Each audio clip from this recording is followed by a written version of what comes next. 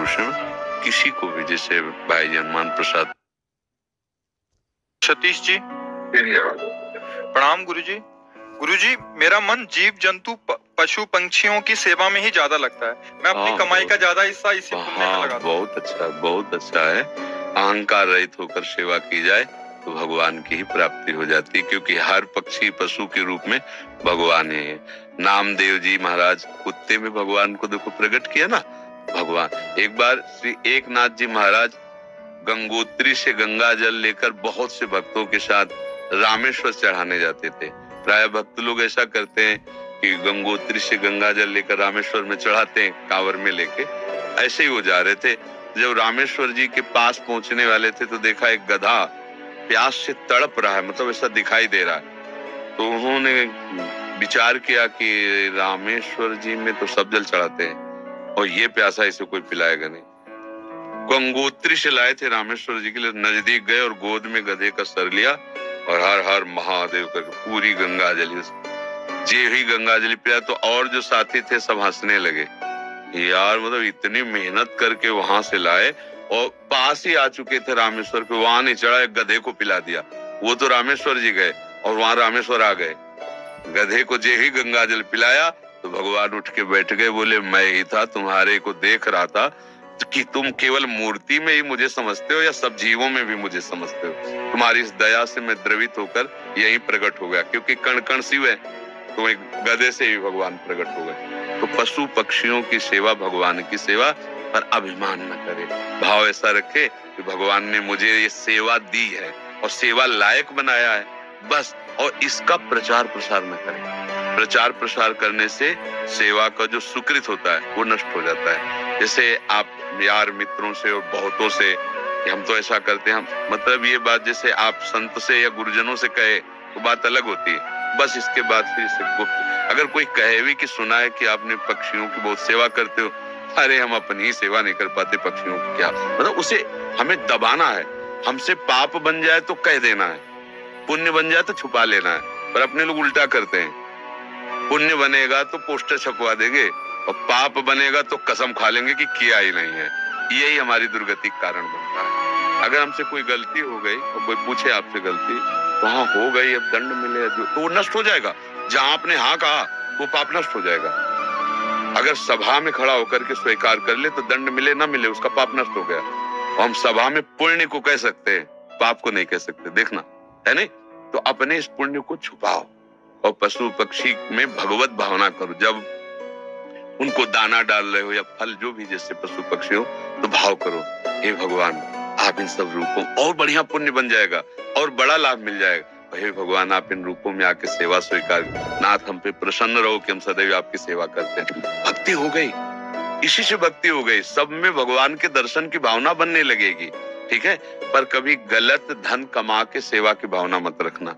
मान लो चलो 1 लाख रुपए हम गलत करके ले रहे हैं तो 10,000 की सेवा, वो ठीक नहीं। ईमानदारी से कमाओ, धर्म से कमाओ और फिर उससे अगर 10 रुपए की भी सेवा करोगे तो बहुत बड़ी सेवा मानी जाएगी। 10 करोड़ सेवा बेईमानी से वो तुम्हारे लिए बिल्कुल बेकार है। और 10 रुपए गरीब की 1 रोटी जितना पुण्य देगी ना, राजा का उतना पूरा धन का खजाना नहीं, क्योंकि वो मेहनत से करके और 4 रोटी में 3 में परिवार चलाया, अपने हिस्से की दे दिया दूसरे को, बहुत बड़ा दान हो गया। तो दान का ये भी स्वरूप समझना है कि गंदे आचरणों द्वारा, बेईमानी द्वारा नहीं, धर्म से कमा करके। एक बार राधा बाबा ने भागवत सुनी, एक ब्राह्मण आते थे, श्रद्धा से सुना, अब दक्षिणा देने की बात आई तो बाबा ने कहा हम तो सन्यासी हैं, क्या दक्षिणा दे।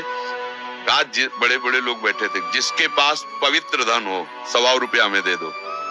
किसी की हिम्मत नहीं निकालने की, क्योंकि बाबा बिल्कुल सत्य पे प्रतिष्ठित महापुरुष। अब पवित्र होना चाहिए, इन्हें दंड मिलेगा। किसी की हिम्मत, एक घास खोदने वाला बगीचे में जो काम करता है दौड़ के आया, बाबा हमारा पवित्र है।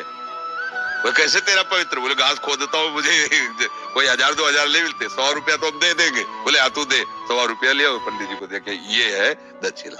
हाँ ये 125 रुपया 125 करोड़ की बराबरी बिल्कुल नहीं हो सकती। वो 125 करोड़ बेकार, वो 125 रुपया अच्छा। धर्म से कमाओ और धर्म से सेवा करो, ये भगवत। डॉक्टर हिमांशु सूरी जी, बठिंडा पंजाब से। महाराज जी, मेरा ये प्रश्न है, क्या ऐसे महापुरुष जिनका गोलोक वास हो चुका है, उन्हें गुरुदेव रूप में धारण किया जा सकता है, एवं अगर किया जा सकता तो कैसे?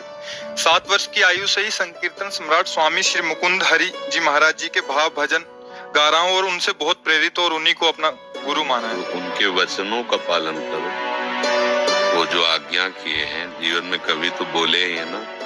हाँ, उनके उपदेश पकड़ लो और जो नाम कीर्तन वो कर रहे थे वही नाम कीर्तन करो, वही नाम जप करो। जो भगवत प्राप्त महापुरुष हैं वो थे, है, रहेंगे, तीनों में बराबर होते हैं। ये भूत भविष्य वर्तमान काल जीव के लिए है, जो ईश्वर स्वरूप होते हैं उनके लिए नहीं। वो थे भी, वो हैं भी और वो रहेंगे भी। जो महापुरुष हैं किसी को भी, जैसे भाई हनुमान प्रसाद पोद्दार जी, राधा बाबा, उड़िया बाबा, हरि बाबा, ये सब महापुरुष थे, हैं और रहेंगे। अब आप तदाकार करो तो उनसे बात भी हो सकती है। मिलन जब भगवान से बात हो सकती है तो भगवत स्वरूपी तुम आत्मा है ना। हाँ, तन्मयता धारण करो। उनके भजनों की रिकॉर्डिंग की जैसे हम उपदेश मतलब सब संतों का एक ही कथन है, संसार के चिंतन से अपने चित्त को बचा के भगवान के चिंतन में लगाना। बस बार बार नाम जप करो। जो भी नाम कीर्तन करते हैं ना, वो नाम कीर्तन पकड़ लो, अंदर से जपो, उसी का कीर्तन करो और उनको गुरु मान लो, हो गई बात। समझ रहे? और संतों का संग करते रहो, जिनसे आपका मन मिले, जिनकी बात सुनकर आपको अच्छा लगे और हृदय शीतल हो जाए, उन संतों के वचन प्रगट में सुनते रहो और नाम और गुरु भाव उधर रख लो। मनोज कुमार दिल्ली से। सतगुरुदेव भगवान, आपके चरणों में कोटि कोटि प्रणाम। गुरुदेव भगवान, पराये सभी शिष्य अपने गुरुदेव का मानसिक चिंतन करते हैं, लेकिन गुरुदेव वो परम सौभाग्यशाली शिष्य कौन से लक्षणों से युक्त होता है जो कभी कभी अपने गुरुदेव के चिंतन में भी आ जाता है?